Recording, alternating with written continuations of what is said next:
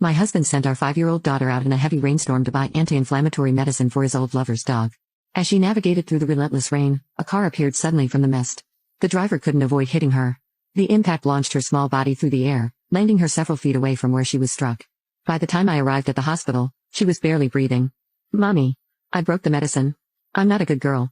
Will Daddy?" Before she could finish her words, our daughter took her last breath.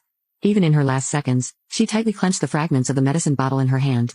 I held my daughter's body and cried uncontrollably. At the same time, my husband's ex-girlfriend posted on her social media. "My Bailey hurt his leg. You've braved the rain to buy him medication. You are a definition of joy." The photo attached showed both of them touching Bailey's injured left leg tied with a bow. They looked so sweet. My blood boiled. I took a screenshot and confronted my husband. "Is this why you sent our daughter out in a rainstorm to get a medicine for this dog?" He didn't call until a day after our daughter died. Before I could say anything, he yelled at me from the other side of the line. "I asked Ivy to buy medicine, but she came looking for you instead. If Bailey ends up with a disabled leg, I'll come back and break hers." Myron hung up immediately after speaking. He didn't even ask about our daughter's condition. I was too upset to call him back. When I felt better and dialed his number, I found that he had already blocked me. Since that was the case, there was no need to inform him of our daughter's death. I handled our daughter's administration like a corpse. The hospital staff empathized with my daughter's situation, expediting the procedures for us. The cemetery was fully booked, so I had to make reservations for a burial plot. After everything was done, I brought my daughter home in a small box. Myron was not home yet. Our home felt empty without our daughter. I pushed open her room and sat on her small bed like a machine. I could hear her tender voice rang in my head, calling for me. I could feel my tears were running down my face. I didn't know how long I cried, but it wasn't until I couldn't shed another tear that I slowly got up. Without our daughter, I didn't want to be this house.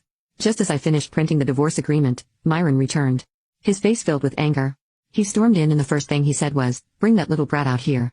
I'm going to give her a good beating for injuring Ruby's dog and leaving him disabled. She's only 5 years old, how could she capable of doing such a cruelty?" I put a smirk on my face. So he knew Ivy was only 5, but could he forget that when he sent her out in a heavy rainstorm to buy medicine for Ruby's dog? The smirk on my lips seemed to provoke him, because Myron suddenly grabbed his tie, ripped off his coat and threw it onto the sofa. "How dare you smile? This is all your fault.